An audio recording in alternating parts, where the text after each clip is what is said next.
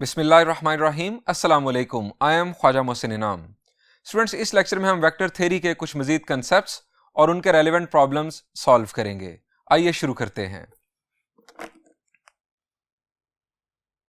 Students, हम discuss करने जा रहे हैं projection of one vector upon another vector.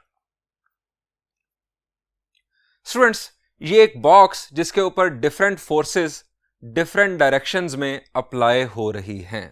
Students, हम फिजिक्स में या मैथमेटिक्स में ये कैलकुलेट करना चाहते हैं कि किसी एक फोर्स का किसी दूसरी फोर्स की डायरेक्शन में कितना कंट्रीब्यूशन है।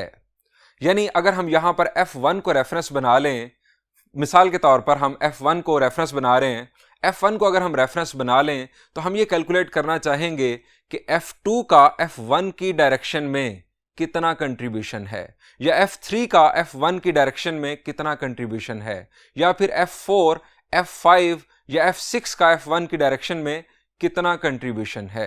स्टूडेंट्स, मैथमेटिक्स में या फिजिक्स में इस अमाउंट ऑफ कंट्रीब्यूशन को हम प्रोजेक्शन का नाम देते हैं। फोर्स एक वेक्टर क्वांटिटी है। अगर हम जनरली वेक्टर लैंग्वेज में प्रोजेक्शन को या इस कंट्रीब्यूशन को डिफाइन करें तो डेफिनेशन कुछ इस तरह से होगी: how much of one vector is applied along the direction of other vector is called projection of one vector along the other vector। आसान अल्फाज में किसी एक फोर्स या वेक्टर का किसी दूसरी फोर्स या वेक्टर की डायरेक्शन में कितना कंट्रीब्यूशन है, उस वेक्टर या फोर्स की प्रोजेक्शन कहलाता है दूसरी फोर्स या वेक्टर की डायरेक्शन में। स्टूडेंट्स, अब हमने F1 को रेफरेंस यहां पर बनाया है। हम अगर इस प्रोजेक्शन को या कंट्रीब्यूशन को तीन कैटेगरीज में डिवाइड कर लें: पॉजिटिव कंट्रीब्यूशन या पॉजिटिव प्रोजेक्शन, नेगेटिव प्रोजेक्शन या नेगेटिव कंट्रीब्यूशन, या जीरो प्रोजेक्शन या जीरो कंट्रीब्यूशन, या आप इसे नो कंट्रीब्यूशन भी कह सकते हैं। मेरा सवाल आपसे यह है कि F1 के लिए पॉजिटिव कंट्रीब्यूशन किस किस फोर्स का है? शाबाश जी, आपके जहन में फौरन आ गया कि F6 का पॉजिटिव कंट्रीब्यूशन है। इसके अलावा जी, F2 का भी F1 के लिए पॉजिटिव कंट्रीब्यूशन है। ये किस तरह से? जी, F2 की डायरेक्शन क्या है? It is rightward and upward, यानी इसका एक राइट साइड पर कंपोनेंट मौजूद है। इस फोर्स का राइट कंपोनेंट भी एक मौजूद है। हम इसे फिजिक्स की लैंग्वेज में हॉरिजॉन्टल कंपोनेंट कहते हैं। इस हॉरिजॉन्टल कंपोनेंट की डायरेक्शन इस वक्त राइट साइड पर है। सो F2 का कंट्रीब्यूशन F1 के लिए पॉजिटिव है। हम इसे प्रोजेक्शन का नाम दे चुके हैं, सो हमें प्रोजेक्शन का वर्ड यूज करना चाहिए। F2 का प्रोजेक्शन F1 के लिए पॉजिटिव है। अब जरा ये बताएं कि नेगेटिव कंट्रीब्यूशन या नेगेटिव प्रोजेक्शन किन फोर्सेस का है? शाबाश, the forces are F4 and F5। अब नेगेटिव ज्यादा किसका है? The answer is F5। F4 भी नेगेटिव है, उसका जो हॉरिजॉन्टल कंपोनेंट है वो अपोजिट डायरेक्शन में एक्ट कर रहा है। यानी F4 और F5 का प्रोजेक्शन या कंट्रीब्यूशन नेगेटिव होगा F1 के रेफरेंस से। अब यहां पर स्टूडेंट्स एक और बात जरा क्लियर कर लें। एक फोर्स है F6 और एक फोर्स है F5। इन दोनों का कंट्रीब्यूशन मैक्सिमम है, एक का पॉजिटिव सेंस में और एक का नेगेटिव सेंस में। यानी हम ये कहेंगे कि अगर दो फोर्सेस के दरमियान बनने वाला एंगल या दो वेक्टर्स के दरमियान बनने वाला एंगल 0 डिग्रीज हो तो प्रोजेक्शन उस वक्त मैक्सिमम होगा पॉजिटिव सेंस में।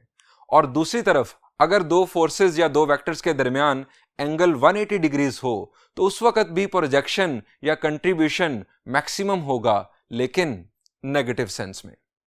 स्टूडेंट्स, अब हम बात करते हैं F3 की। F3 का कंट्रीब्यूशन या प्रोजेक्शन F1 की डायरेक्शन में क्या है? इसका कोई हॉरिजॉन्टल कंपोनेंट है? The answer is no. F3 का कोई हॉरिजॉन्टल कंपोनेंट नहीं है, सो इसका कोई कंट्रीब्यूशन नहीं है F1 की डायरेक्शन में। स्टूडेंट्स, आइए अब हम देखते हैं कि हम किस तरह से एक वेक्टर का प्रोजेक्शन किसी दूसरे वेक्टर की डायरेक्शन में कैलकुलेट करते हैं।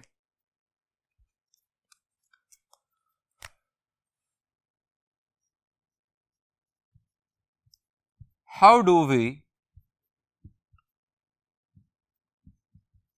calculate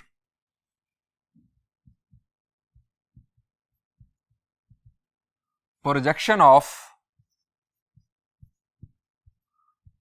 one vector upon another vector.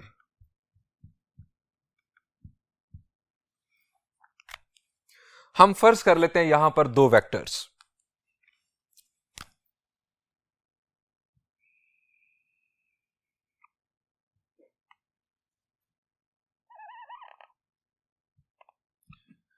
एक वेक्टर है ओ ए और दूसरा वेक्टर है हमारे पास ओ बी। इन दो वेक्टर्स के दरमियान जो एंगल बन रहा है इस वक्त वो है थीटा। हम ये कैलकुलेट करना चाहते हैं कि ओ बी का ओ ए की डायरेक्शन में प्रोजेक्शन क्या है। हम इसे नाम दे देते हैं u का और इसे नाम दे देते हैं v का। Late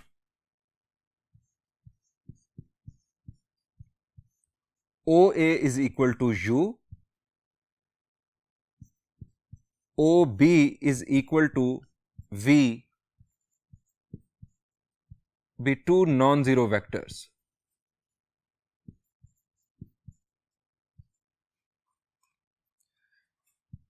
Theta is angle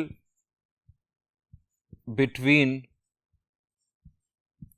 u and v such that, अब थीटा की मिनिमम और maximum value, angle between two vectors की मिनिमम और मैक्सिमम वैल्यू हमने क्या पढ़ी थी जी, मिनिमम वैल्यू 0 डिग्रीज और maximum value 180 degrees. Theta is less than or equal to 180 degrees and greater than or equal to 0 degrees. Students, हम calculate करना चाहते हैं कि वेक्टर v का कंट्रीब्यूशन क्या है वेक्टर u की डायरेक्शन में, या हम ये कह सकते हैं कि वेक्टर v का प्रोजेक्शन क्या है वेक्टर u की डायरेक्शन में। स्टूडेंट्स, इसके लिए हमें इस वेक्टर v का हॉरिजॉन्टल कंपोनेंट कैलकुलेट करना होगा। अब हॉरिजॉन्टल कंपोनेंट कैलकुलेट करने के लिए हमें B से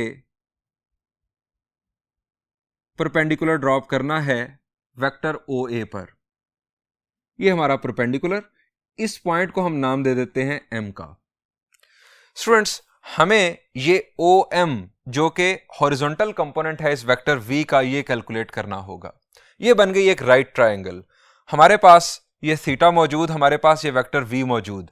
हमें ये OM सेगमेंट जो है ये कैलकुलेट करना है क्योंकि ये है हॉरिजॉन्टल कंपोनेंट उस वेक्टर का। अब जरा ये बताएं कि अगर आपके पास ये थीटा मौजूद है, ये वेक्टर मौजूद है, तो ये साइड इस राइट ट्रायंगल की हम कैसे कैलकुलेट कर सकते हैं? शाबाश जी, यहां पर हमें ट्रिग्नोमेट्रिक रेशियोज का यूज करना होगा। अगर ये एंगल हमें गिवन है तो इस एंगल के अपोजिट साइड ये परपेंडिकुलर, ये हमारे पास हाइपोटेन्यूज, क्योंकि राइट एंगल के अपोजिट साइड ये है, और ये है बेस। बेस मालूम करने के लिए हम हाइपोटेन्यूज की बुनियाद पर कौन सी ट्रिग्नोमेट्रिक रेशियो यूज करते हैं जी? वो सेंटेंस रिकॉल करें जरा, some people have curly brown hair through proper brushing. यहां पर हमें बेस मालूम करनी है, हाइपोटेन्यूज हमारे पास है, तो क्या करें जी? Cosine theta will be equal to OM over OB। अगर हम इनको लाइन सेगमेंट्स कह लें, हम यहां पर यूज करेंगे इनके मैग्नीट्यूड्स। सो हम बात आगे बढ़ाते हैं।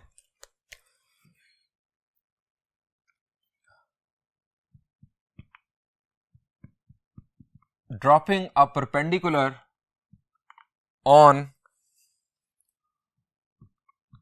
OA vector such that OMB is a right triangle। OMB एक right triangle बन गई। Here OM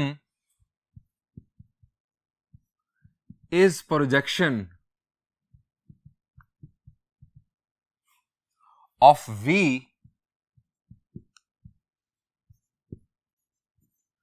along U. OM जो लाइन सेगमेंट है ये बेसिकली प्रोजेक्शन बन रहा है V का along U यानी वेक्टर OA. अब हमें ये OM कैलकुलेट करना है. Cosine theta is equal to OM over V magnitude. ये हमारे पास लाइन सेगमेंट की लेंथ होगी इनफैक्ट, और ये V का मैग्नीट्यूड, ये भी हमारे पास लेंथ आ जाएगी. अब यहां से OM is equal to V magnitude into cosine theta. ये हमारी प्रोजेक्शन आ गई, projection of V along U. हम इसे OM की जगह पर रिप्लेस कर देते हैं. Projection of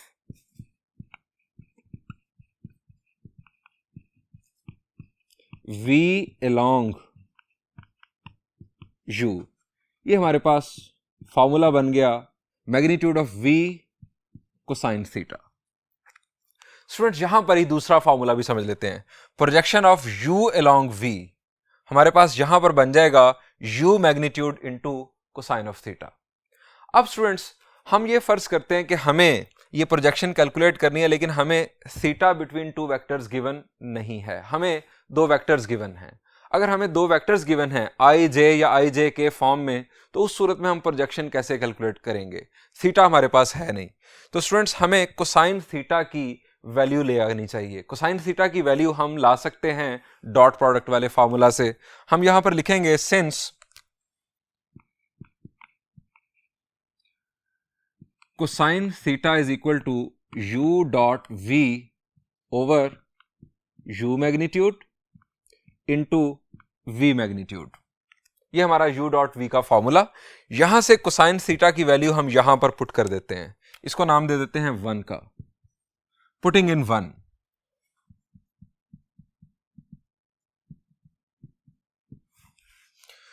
projection of V along U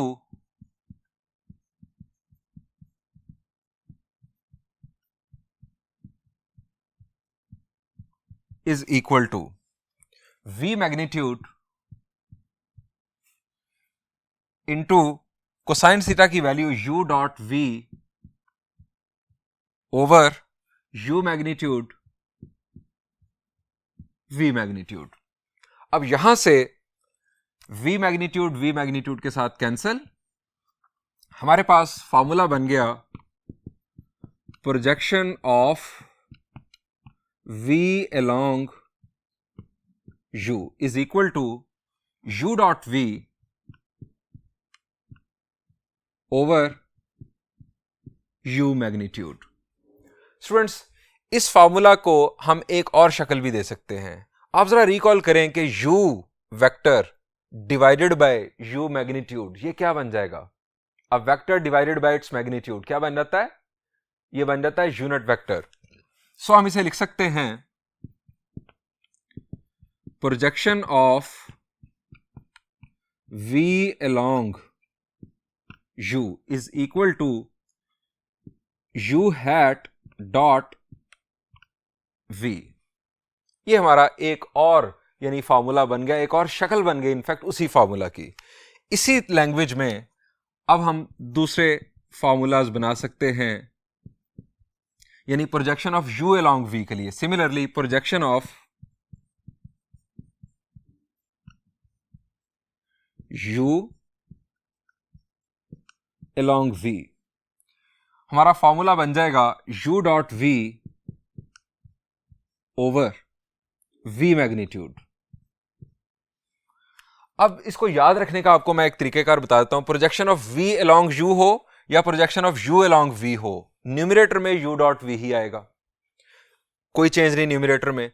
अगर आपके पास यहां पर आ रहा है U तो नीचे U मैग्नीट्यूड आ जाएगा, और अगर आपके पास यहां पर आ रहा है V तो नीचे V मैग्नीट्यूड आ जाएगा. ये इसको याद रखने का सबसे सिंपल ट्रिक. इस फॉर्मूला को भी हम इस लैंग्वेज में लिख लेते हैं V ओवर V मैग्नीट्यूड. ये बन जाएगा V हैट. सो हम इसे लिख सकते हैं projection of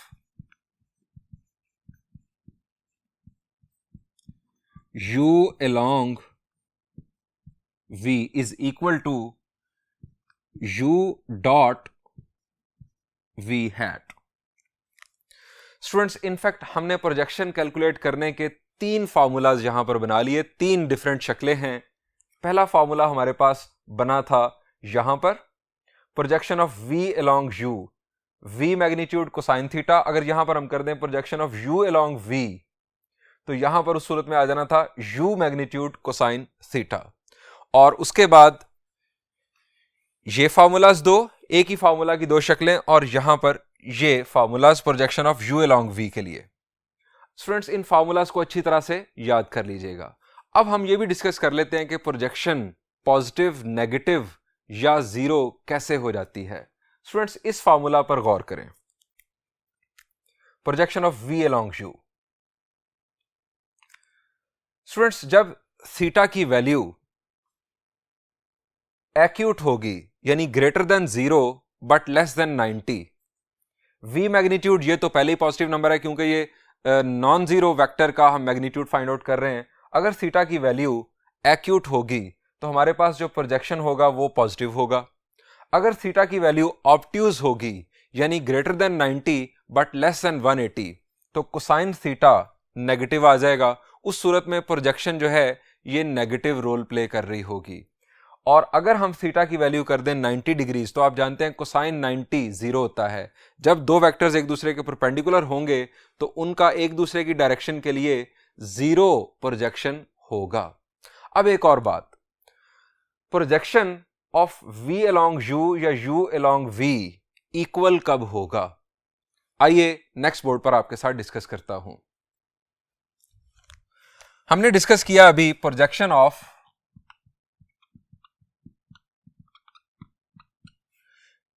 v along u। Formula हमने कैलकुलेट किया magnitude of v into cosine of theta. इसी लैंग्वेज में projection of u along v हमारे पास होगा u magnitude into cosine of theta. अब स्टूडेंट्स, ये दोनों प्रोजेक्शंस इक्वल कब होंगे? अगर हम इन दोनों को इक्वेट कर दें, v magnitude cosine theta is equal to u magnitude cosine theta. Cosine theta cancel, v magnitude is equal to u magnitude. आसान अल्फाज में, अगर 2 वेक्टर्स की लेंथ या मैग्नीट्यूड इक्वल होगा तो उन दोनों वेक्टर्स का जो प्रोजेक्शन है अपॉन वन अनदर वो इक्वल होगा। स्टूडेंट्स, अब हम बढ़ते हैं प्रोजेक्शन के रेलेवेंट कुछ प्रॉब्लम्स की जानिब।